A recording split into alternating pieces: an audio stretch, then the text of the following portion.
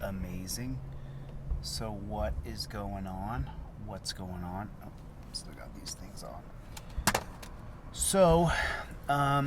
So for all of my people, I want you guys to take a look at the TriFold version 1, and the first 100 are being shipped tomorrow. And so if you guys see any errors there, then let me know what you see. For some reason, this where I'm at in Arizona, it really doesn't want to let you live stream, but I just want to go over each individual piece of Omira. Hello, Omira. How are you? So nice to hear from you. So let me just position this vehicle just right so that I don't have to use any light, because this is the last of the light that we're gonna get today here in Arizona. So I want you guys to take a look at this TriFold. The first 100 or so are going out tomorrow, and I want to crowdsource and make sure that there aren't any errors. I want you guys to take a good look at this. The first 100 people who are getting it, if there's an error on there, I'm just gonna park nice and stealthy here. There we go. If there's any errors on there for the first 100 people, I'm really sorry. Let's hope that there's not. We'll leave it open. Let's hope that there's not. But we're going to go over each one of these just real quick while I have a minute. I'm going to pull over on the side of the road. So originally, the way I had this set up, the original way I had this was that I had it in cop blue. I'm going to put this here. I'll just hold it. I'm going to flip my camera around so you guys can look at it. So now, what the cop will often say is let me talk. Let me talk. And it's a TriFold, so you're going to have 12 cases on there. And when the cop says to let me talk, there at the top of it is the case, Houston versus Hill, 1987, when the charge was literally interrupting a cop. And the Supreme Court held that a certain amount of discord is inevitable in a society that's committed to individual freedom and must be protected if that freedom were to survive. First Amendment. Fact, interrupting police is your right given by God. And so the reason why that is because it ties directly to your First Amendment. You have the right to interrupt another person in a free society just because they're speaking. And your First Amendment right to speech is given to you by God. So that's just a fact. Now, at the bottom of it is what I would say, but I don't necessarily recommend that that's what you would say. I recommend you show them this. Well, if you're speaking, you're speaking. So, Officer, Mr. Hill interrupted police as they were doing their job. I have every right to speak over you if need be. You see, and he can see this plain as day, and you can show this to him. That's the whole reason. And then if the cop says, is that a threat? Then the charge in Chaplinsky versus New Hampshire in 1942 was offensive words. He was charged with using offensive words. And again, if you guys see any errors on here, let me know, because I shipped off the first 100 already. So, it is what it is. So the charge was offensive words in 1942, and it's held that certain words are exempt from First Amendment protection when they instigate violent reactions by listeners. The fact, you damn fascist or you goddamn racketeer are labeled as fighting words by the Supreme Court of the United States. Those particular phrases are the actual words that are considered fighting words. So then, I'm not saying this is what you should say, but this is likely something that I would say at the bottom. I can and I will use any words or set of words that I feel are appropriate, are fighting words. Are appropriate. Fighting words are clearly not the words I'm using. So you see, I already see that we need a period right there. So there is a tiny error here already. That I feel are appropriate, period, and then fighting words are clearly not the words I'm using. So there's an error there. See? Well, I can see it already. as I go over it with lots and lots of people. So then as I continue down the line, it'll say here, I smell marijuana. And so, you know, when the cop says he smells marijuana, you want to make sure that you don't try to have a debate with him about whether he smells marijuana or not. You want to give him this card and show it to him. Now, at the bottom is what I would say. I'm not saying that's what you should say. I'm saying that's what I would say. I've informed you of the holding and the current law. My rights are unequivocal. And as you know, I use the word unequivocal all the time because that unequivocal means without doubt, without question. So, and then if you want to read the holding, it's Commonwealth versus Barr, and he was charged with an illegal firearm, just so you know, in the case of Commonwealth versus Barr. But then the case, the reason why they found the illegal firearm was because of the cop said he smelled marijuana. So in Commonwealth versus Barr, the case went to the Supreme Court of Pennsylvania. And marijuana odor alone does not provide probable cause to search a car. Cops may not search a car solely because it smells like marijuana. Fact, any state that sells marijuana in any capacity means that the smell of marijuana alone does not justify a search or seizure. I've informed you of the holding and the current law. So I'm going to come back to that one right there because I don't want to get into that one right there. Not yet. So a lot of times you'll get pulled over and the cop will say, you have to answer me. The cop will say, you have to answer me. And you can tell him that you have the right to remain silent. No person shall be held to answer for a crime or be compelled to be a witness against himself, nor be deprived of liberty, sans due process of law. That goes to the Fifth Amendment. So if a police officer tells you that you have to answer his questions, no matter what those questions are, you show him this card right here. You don't speak to him. I invoked my Fifth Amendment right. And by the way, you know, you can simply, listen, there's been Supreme Court, hold on a second, let me fix this thing so it folds up properly, because this is on indestructible paper, so I can't, you can sit on this, you can do anything on this. You just can't dye it. I don't think you can dye it, obviously. But when the cop says you have to answer questions, you don't have to answer questions. You should not answer questions. If the cop asks where you're going, what you're doing, and he says, you have to answer me if you want to continue, you shouldn't even speak anymore. Especially, I saw one guy get pulled over in Florida, and he was just peppered with questions left and right. Are you carrying any marijuana? Do you smoke any marijuana? Is there any smoke? Have you had any more marijuana? Are you smoking? And, you know, you don't want to get into that. If the cop starts to question you, he's like, oh, come on, you're going somewhere, and he just won't stop. You know, you can try the polite method. I'm not going to discuss my day. And then he's going to ask you again, well, just tell me where you're going. And then you just simply, right here, you just tap and point right there. You see that? I have the right, right there. Right there. And then you can even say the bottom line, I invoke my Fifth Amendment right to remain silent. There you go. And you don't have to involve yourself with the cop anymore because you have not only verbally invoked your Fifth Amendment, but you've also physically shown him a piece of paper, and I'm recording it as I hand it to him. And I put it right on his face. You don't not film the cop's face, you film his face. Okay? Whoops, my pinky's getting... I really should be using that gimbal because I charged it up. Sorry about that. But I didn't plan on doing this. I was just driving and I was like, you know what, let me jump on here and talk about the way that you actually... I've got some videos I produced in LA, obviously in a cop suit and stuff, but I really wanted to get on here and talk about these things, you know, how you use this, because the thing is a lot of people, they don't have they don't know how to engage with a cop. So once you've given him identification, if you're the driver, you don't want to sit there and talk to that cop anymore. You don't want to sit there and talk to him. So you just put that right in his hand, okay? And then, you know, I will sometimes, auditors, if you're a First Amendment auditor, I will sometimes pull over and I will film a cop on the side of the freeway.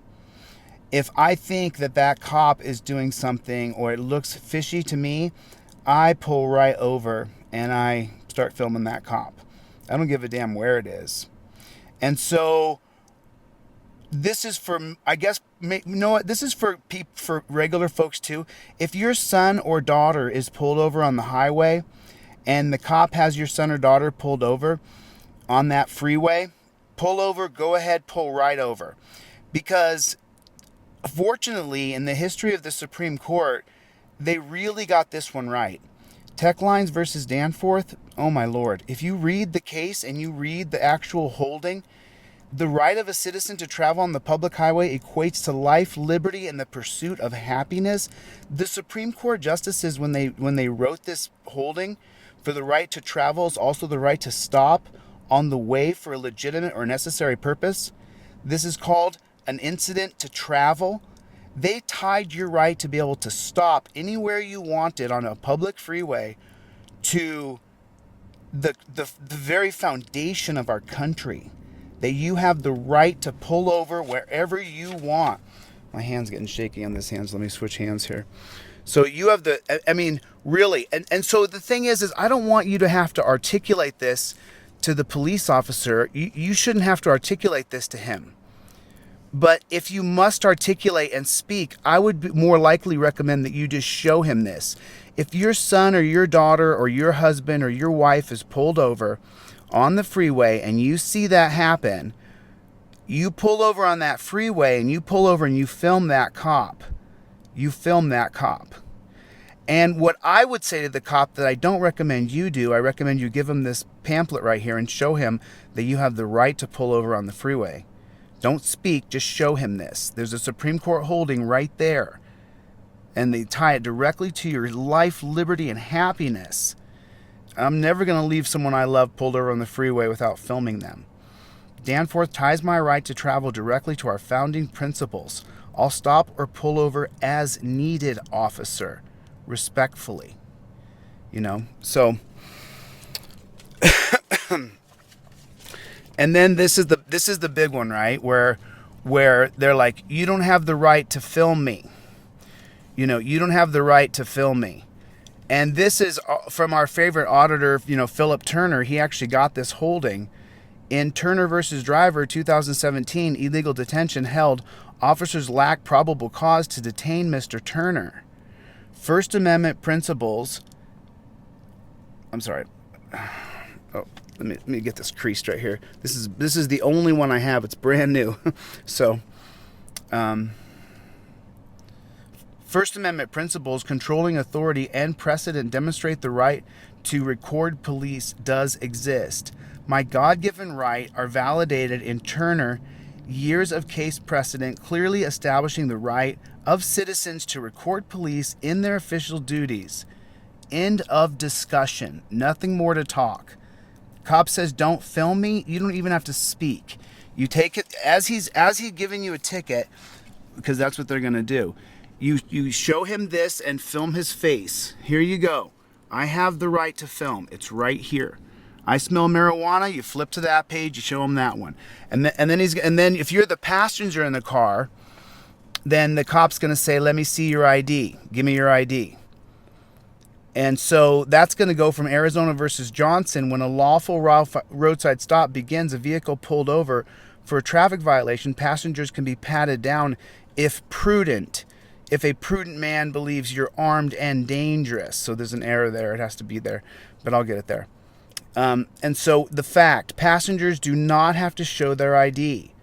Unless there is probable cause that I have committed a crime and you're placing me under arrest, I'm not required to provide ID, even in stop and ID states. Stop and ID states don't exist. It's inept. But what this works for is if you have a passenger in your car, especially an immigrant who doesn't speak very good English and they have to deal with a cop, no. Pull this down from your visor and say right there, he's not going to give you his ID, officer. You don't. And I've got a video of this with a friend of mine who's an immigrant and another woman who's an immigrant. And if someone's asking for your passenger's ID, you simply can show the officer this. No, he's not going to give you his ID, and show it to him. Now, a prudent man would have to believe that he's armed and dangerous to pat him down. So let's get into that a little bit.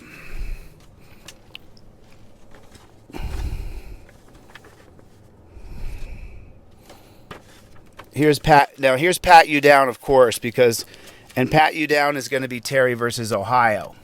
So now you guys saw me use Terry versus Ohio and Pennsylvania versus Mims when I was pulled over by those Phoenix cops, and they wanted to lay dominion on top of me and say that they owned me and they could order me around to sit in my car. So,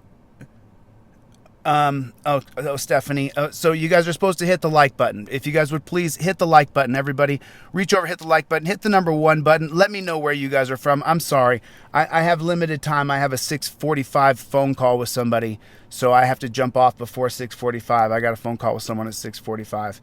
So just doing the work, So please hit the number 1 button and let me know where you guys are from. Hit that thumbs up button and let's keep going. So now listen, here's the thing. A cop will often say that he's going to pat you down, and I have shown you several times on this audits when cops get around me how I treat them when it comes to me being free in my person, because I'm free in my person.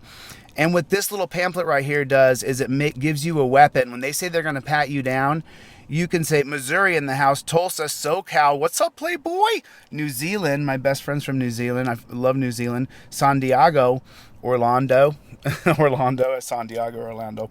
So now if the cop says they're going to pat you down, this comes from Terry versus Ohio, and this would be a reasonably prudent man would believe you're armed and dangerous. Now, if any of you dress normally and you look normally, right here when the cop says he's going to pat you down and you just look like a regular old Joe and you're a threat to officer safety, this is what has to happen for them to be able to pat you down. I don't want you to articulate that. I want you to explain to them. You just say, I decline the pat down, and give them this card. Because a temporary detention is not the right to search and seize. It's the right to investigate, not to touch me. You don't get to touch me in temporary detention unless you believe I'm armed and dangerous. Sorry, excuse me. Unless you believe I'm armed and dangerous.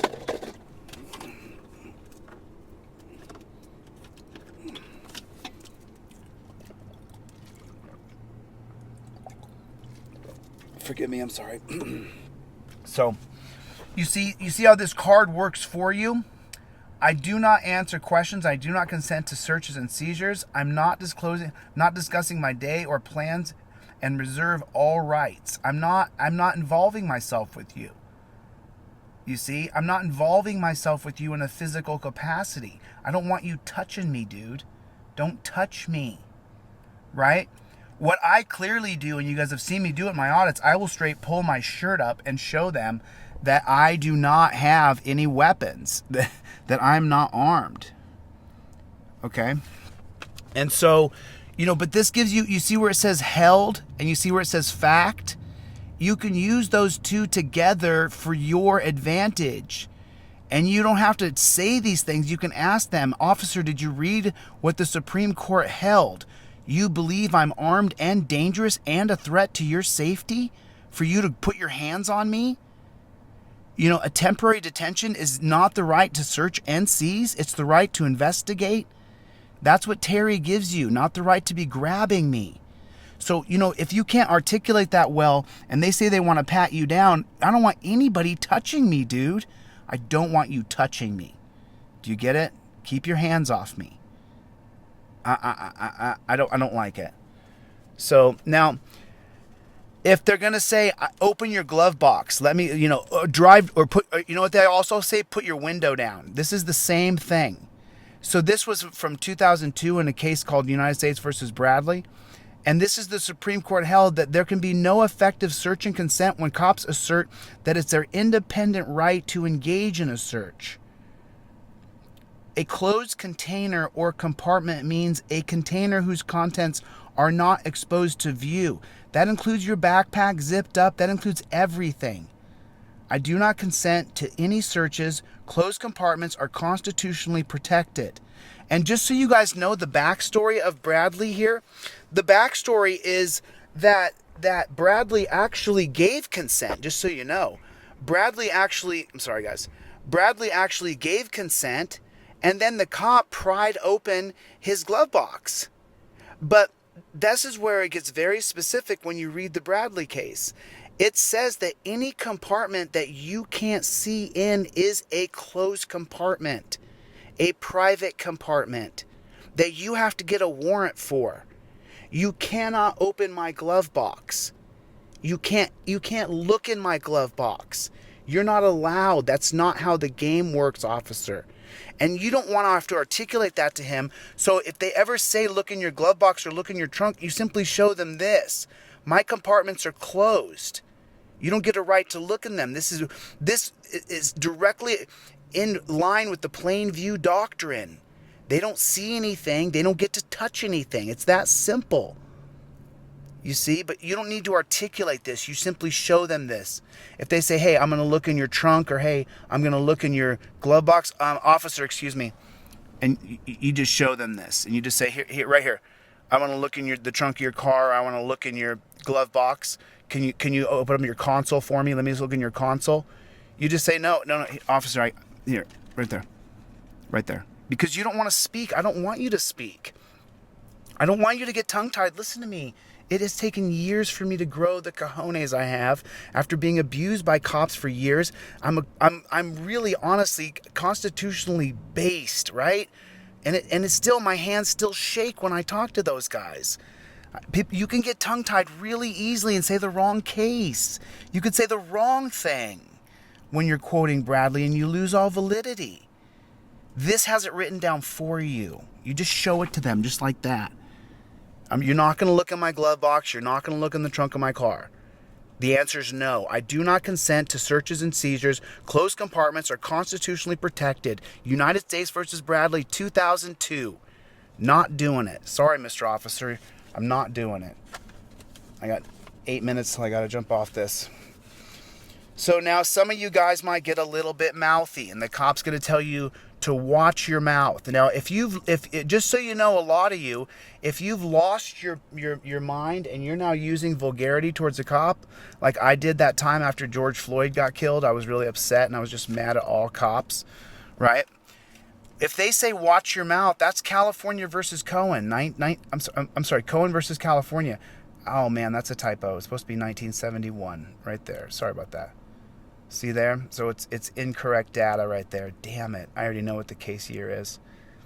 That's an error right there, you guys. So the guys who are getting them tomorrow, maybe I'm going to call the printer as soon as we get off, because that can't be incorrect like that. It's 1971. Okay, anyway. So Cohen versus California, 1971. And the charge is disturbing the peace because the guy wore a t-shirt that said, fuck the draft, fuck the war. And so, hell, John Harlan said one man's vulgarity is another man's lyric. Fact, by choosing these words, you get to know the depth of my feelings. The Brandeis formula, which you guys can look that up and read about the Brandeis formula, it's quite comprehensive. I'm taking one line out of the Brandeis formula here and I'm sharing it with you guys. The Brandeis formula says that free people have access to all materials and all data, or words is what the translation would be. And it says the First Amendment allows free speech in all forms. I choose the words I use. My speech. I choose the words I use. My speech is not limited.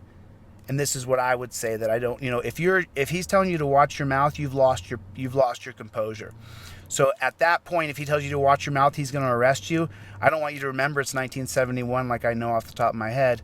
But I want you guys to be able to use this, and I'm going to try to get this edited before that we go to print tomorrow. I think tomorrow they ship, so I hope they didn't print today. It doesn't matter. I'm frustrated. Okay. So now they say, I'm going to search your car. So now, if they're going to search your car, then you have the facts of the case. And the facts of the case are completely clear. In U.S. versus Carroll, the charge is for bootlegging liquor. Right? Now, here's what's held by the Supreme Court that creates the Carroll Doctrine. It's the primary reason for a warrantless search is to seize alcohol to stop a loss of life or a hot pursuit, if the cops are in hot pursuit. Fact, cops can search if they have probable cause you are transporting liquor. That's the Carroll Doctrine. If you read the actual case study, you read the case holding. That's what it is. It's based on you transporting illegal alcohol. It's insane. So what I would say is the Carroll Doctrine is quite clear. The reasons you can warrantlessly search my car is to prevent a loss of life if you're in hot pursuit or to seize illegal alcohol. If you believe one of these, according to the Constitution, then fine. But it's pretty slim here for most people most of the time. Most people are not transporting illegal alcohol. You see. So